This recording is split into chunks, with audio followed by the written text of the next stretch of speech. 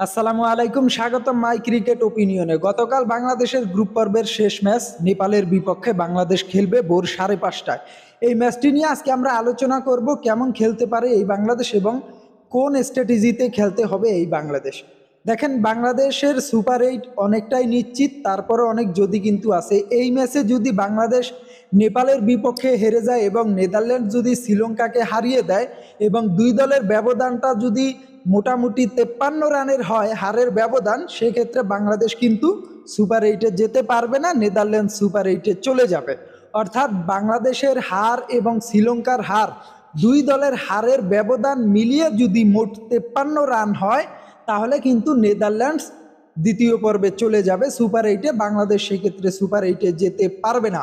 তো আমার মতে পার্সোনালি আমি যেটা মনে করি, আমরা বাংলাদেশ টিমটা যদি নেপালের সাথে জিততে না পারি, তাহলে আমার মনে হয় সুপার 8-এ খেলার যোগ্যতা আমরা রাখি না।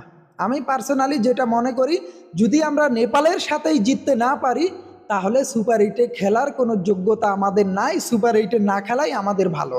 যারা আমাদের থেকে বেটার টিম নেদারল্যান্ডস, তারা যদি ভালো খেলে সুপার 8-এ যেতে পারে, ওয়েলকাম। তবে যেটা আলোচনার বিষয় সেটা হচ্ছে, আগামীকাল বাংলাদেশ যদি তাদের গ্রুপ পর্বের শেষ ম্যাচে নেপালের সাথে হেরে যায় এবং শ্রীলঙ্কা যদি নেদারল্যান্ডসের সাথে হেরে যায়, দুই দলের হারের মোট ব্যবধানটা যদি 53 রান হয়, সেক্ষেত্রে কিন্তু নেদারল্যান্ডস দ্বিতীয় পর্বে সুপার 8-এ চলে যাবে। বাংলাদেশের সুপার 8 খেলার কোনো আর সম্ভাবনা নেই। তো আমার মতে বাংলাদেশ যদি নেপালের সাথে হেরে যায়, তাহলে আমার উচিত আমরা না খেলি, সুপার 8-এ না খেলাই ভালো আমাদের। কারণ আমরা যদি নেপালকেই হারাতে না পারি, তাহলে সুপার 8 খেলার যোগ্যতা আমাদের নাই, সেটা আমি মেনে নিলাম। যেখানে আমেরিকার মতো দল, আফগানিস্তানের মতো দল, তারা নিউজিল্যান্ড এবং পাকিস্তান, তাদেরকে তারা হেসে খেলে হারায় এবং তারা খুব শক্তভাবে, খুব ভালোভাবে সুপার 8-এ জায়গা দখল করে নেয়।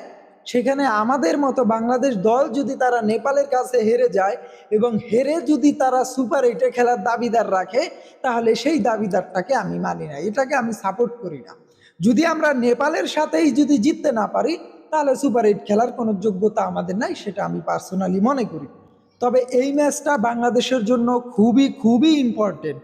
এই ম্যাচে বাংলাদেশের যে ব্যর্থ টপ অর্ডার রয়েছে, যারা সেই 90 বছর আগে থেকে ব্যর্থ, তারা জিম্বাবুয়ে সিরিজ থেকে তারা ব্যর্থ, শ্রীলঙ্কা সিরিজ থেকে তারা ব্যর্থ, এখনো তারা সেই তাদের ব্যর্থতার বীর্য ভেঙে এখনো তারা রানে ফিরতে পারেনি।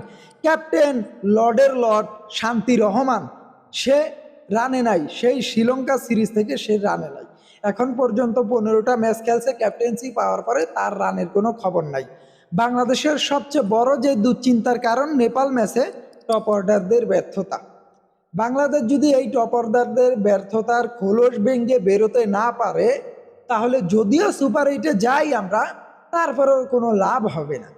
কারণ সুপার 8-এ তো আপনি যাদের সাথে খেলবেন, তারা অলরেডি গ্রুপ পর্বে খুব দারুণভাবে দুর্দান্ত লেভেলের ক্রিকেট খেলে তারা সুপার 8-এ জায়গা করে নিয়েছে। আর সেখানে আমরা বাংলাদেশ টুকটাক খেলা যদি সুপার 8-এ উঠি এবং আমাদের টপ অর্ডারদের ব্যর্থতা যদি ধারাবাহিকভাবে বজায় থাকে, তাহলে অশনি সংবাদ অপেক্ষা করতেছে আমাদের জন্য। যদি আমরা টেনে টুনে সুপার 8-এ উঠিও, তারপরও কোনো লাভ নাই। ভরাডুবি অপেক্ষা করতেছে আমাদের জন্য, যদি আমাদের টপ অর্ডাররা তাদের এই ব্যর্থতার বৃত্ত ভেঙে যদি বেরিয়ে আসতে না পারে।